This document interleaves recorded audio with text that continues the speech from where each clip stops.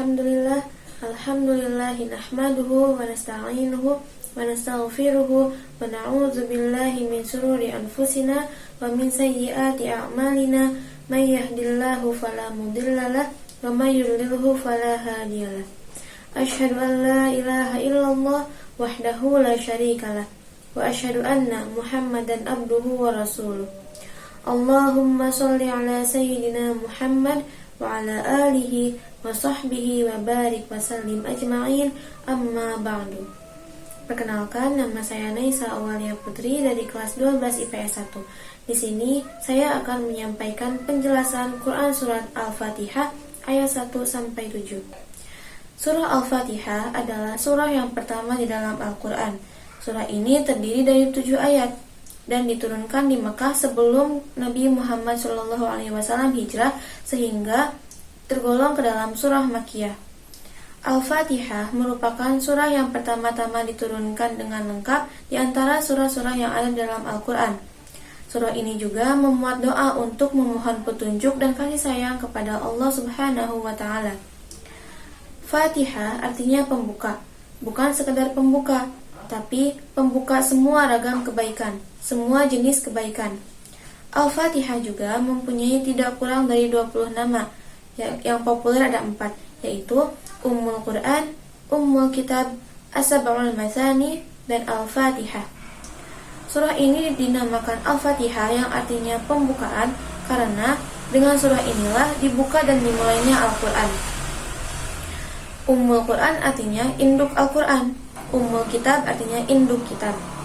Al-Fatihah diberi nama tersebut karena Al-Fatihah ini merupakan induk dari semua isi Al-Quran. Selain itu, Al-Fatihah diberi nama As-Sab'ul Mathani yang artinya 7 ayat 7 yang berulang-ulang, karena ayatnya yang 7 dan dibaca berulang-ulang dalam sholat, yang tujuannya untuk memuji Allah Subhanahu wa Ta'ala. Kemudian saya akan menjelaskan sedikit tentang asbabun nuzul surat Al-Fatihah. Perlu diketahui bahwa tidak semua surah dan ayat yang ada dalam Al-Quran itu memiliki sebab turun, memiliki asbabun nuzul. Bisa jadi itu perintah yang harus ditunaikan secara langsung, bisa jadi itu bacaan-bacaan praktek dalam ibadah ketika ibadahnya diperintahkan, bisa jadi ada sebab turun ketika ada pertanyaan tertentu untuk menyelesaikan sebuah kasus. Al-Fatihah masuk pada bagian yang tidak ada asbabun nuzulnya, tapi menyertai perintah ketika diturunkan. Apa perintahnya? Sholat.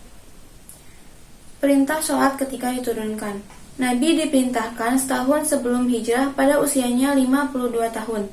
Jadi, pada usia 53 tahun, beliau hijrah kemudian ke kota Yathrib yang kelak menjadi Al-Madinah Al-Munawwarah. 13 tahun berdakwah di kota Mekah. Setelah usia 40 tahun diangkat menjadi Rasul, turunlah surat Al-Alaq. Kemudian, 12 tahun sebelum hijrah, turunlah perintah sholat. Saat perintah sholat itu, mesti ada bacaan yang harus dibacakan. Pada saat itulah Al-Fatihah diturunkan. Saat turun di situ, kalimatnya adalah A'udzu billahi minasyaitonir rajim. Bismillahirrahmanirrahim. Alhamdulillahi rabbil alamin. Ar-Rahmanir-Rahim. Maliki yaumiddin. Iyyaka na'budu wa iyyaka nasta'in. Ihdinas siratal mustaqim. Siratal ladzina an'amta 'alaihim ghairil maghdubi 'alaihim waladdallin. Shadaqallahul azim. Yang artinya dengan menyebut nama Allah yang Maha Pengasih lagi Maha Penyayang. Segala puji bagi Allah, Tuhan seluruh alam, yang Maha Pengasih, Maha Penyayang, pemilik hari pembalasan. Hanya kepada Engkaulah kami menyembah, dan hanya kepada Engkaulah kami memohon pertolongan. Tunjukkanlah kami ke jalan yang lurus, yaitu jalan orang-orang yang Engkau beri nikmat, bukan jalan orang-orang yang Engkau murkai, dan bukan pula jalan orang-orang yang tersesat. Kemudian saya akan membahas isi kandungan Quran surah Al-Fatihah dari ayat 1 sampai 7. Ayat yang pertama. Bismillahirrahmanirrahim. Dengan nama Allah yang Maha Pengasih lagi Maha Penyayang. Para ulama berbeda pendapat dalam basmalah ini. Sebagian mereka berpendapat bahwa basmalah ini adalah ayat yang berdiri sendiri pada setiap awal surah. Pendapat lain berkata bahwa basmalah ini termasuk ayat dalam setiap surah dan mungkin termasuk ayat pada surah Al-Fatihah juga. Sedangkan pendapat lain mengatakan bahwa Al-Fatihah ini bukan merupakan ayat pada setiap surah dan penulisannya sebagai pembatas antara satu surah dengan surah yang lainnya. Allah, nama yang hanya disematkan untuk Allah Subhanahu wa Ta'ala, yang berasal dari kata la ilahan, yang sebelum penghapusan hamzahnya disematkan untuk segala yang disembah, baik itu sesembahan yang hak maupun yang batil, dan kemudian penggunaannya condong kepada sesembahan yang hak. Ar-Rahmanir-Rahim. Keduanya adalah nama yang diambil dari kata rahmat. Nama Rahman maknanya lebih dalam daripada Rahim. Rahman tidak disematkan kecuali untuk Allah Azza wa Jalla. Ayat yang kedua. Alhamdulillahirabbil alamin. Segala puji bagi Allah, Tuhan semesta alam. Alhamdulillah. Alhamdu merupakan pujian dengan lisan kepada sesuatu yang indah, yang dilakukan karena kesempurnaan yang ada pada sesuatu yang dipuji, meskipun itu bukan merupakan balasan dari sebuah kenikmatan. Sedangkan merupakan pujian dengan lisan, hati, dan perbuatan itu tidak dilakukan kecuali dalam bentuk balasan sebuah kenikmatan. Rabbil alamin. Ar-Rabb. Ar-Rabb adalah salah satu nama Allah yang tidak disematkan kepada selainnya kecuali disandarkan dengan kata yang lain. Ar-Rabb berarti pemilik, Tuhan, pengatur, dan yang disembah. Sedangkan al-alamin merupakan jamak dari al-alam yang artinya segala sesuatu selain Allah.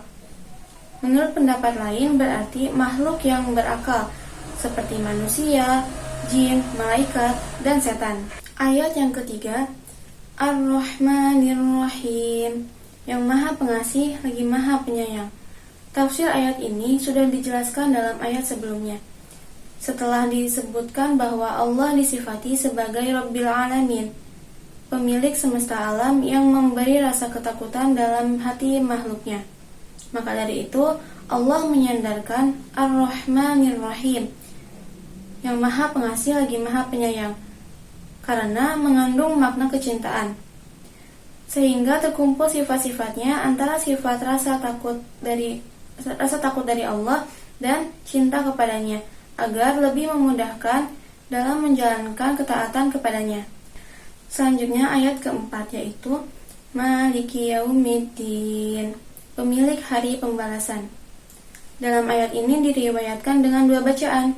Yang pertama yaitu Maliki, yang berarti raja, dan yang kedua yaitu Maliki, yang berarti pemilik sesuatu. Ada pendapat yang mengatakan bahwa kata Maliki lebih luas dan lebih dalam maknanya daripada kata Maliki, karena perintah sang raja harus dilakukan oleh pemilik sesuatu apabila seorang pemilik tersebut berada di daerah kekuasaan sang raja. Tetapi ada juga pendapat yang mengatakan bahwa kata Maliki lebih dalam maknanya daripada kata Maliki, karena bisa jadi ia pemilik manusia dan yang lainnya. Adapun sebenarnya perbedaan dua sifat tersebut apabila dinisbatkan kepada Allah Subhanahu wa Ta'ala adalah kata Maliki adalah sifat dari zat Allah Subhanahu wa Ta'ala, sedangkan Maliki adalah sifat dari perbuatan Allah Subhanahu wa Ta'ala. Sedangkan makna Yaumiddin adalah hari pembalasan dari Allah Subhanahu wa Ta'ala kepada hamba-hambanya. Imam Qatadah berkata bahwa Yaumiddin itu adalah hari di mana Allah membalas hamba-hambanya atas semua yang mereka perbuat. Ayat kelima. Iyyaka na'budu wa iyyaka nasta'in. Hanya kepada Engkaulah kami menyembah dan hanya kepada Engkaulah kami memohon pertolongan.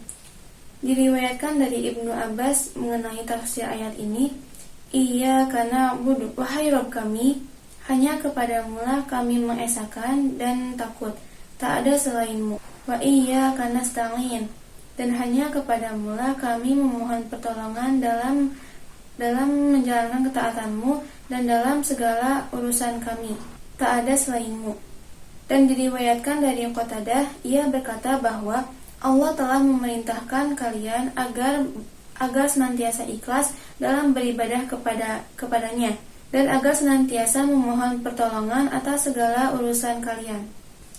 Ayat ke-6, Ihdinas siratal mustaqim, tunjukkanlah kami ke jalan yang lurus. Maksudnya, tunjukilah dan bimbinglah kami, serta berilah taufik bagi kami menuju jalan yang lurus. Teguhkanlah kami di atasnya hingga kami bertemu denganmu kelak, yaitu agama Islam yang merupakan jalan yang jelas yang menyampaikan kepada keridhaan Allah Subhanahu wa Ta'ala dan kepada syurganya, yang telah ditunjukkan oleh penutup para rasul dan para nabi Allah Subhanahu wa Ta'ala, yakni Nabi Muhammad Shallallahu Alaihi Wasallam. Maka tidak ada jalan menuju kebahagiaan kecuali istiqomah di jalan tersebut. Ayat yang terakhir, Shiratal ladzina an'amta 'alaihim ghairil maghdubi 'alaihim waladdallin, yaitu jalan orang-orang yang Engkau beri nikmat, bukan jalan orang-orang yang dimurkai dan bukan pula jalan orang-orang yang tersesat. Artinya, jalan orang-orang yang Engkau beri nikmat dari hamba-hambamu berupa hidayah, seperti para nabi, para pecinta kebenaran, para syuhada, dan orang-orang soleh. Mereka adalah teman terbaik, bukan jalan yang ditempuh oleh orang-orang yang dimurkai, yaitu orang-orang yang mengetahui kebenaran tapi tidak mau mengikutinya, seperti orang-orang Yahudi. Dan bukan pula jalan yang ditempuh oleh orang-orang tersesat dari jalan yang benar, yaitu orang-orang yang tidak menemukan jalan yang benar karena keteladanan mereka dalam mencari kebenaran dan mencari petunjuk seperti orang-orang Nasrani. Mungkin cukup sekian yang bisa saya sampaikan, kurang dan lebihnya mohon maaf. Akhirul kalam, wassalamualaikum warahmatullahi wabarakatuh.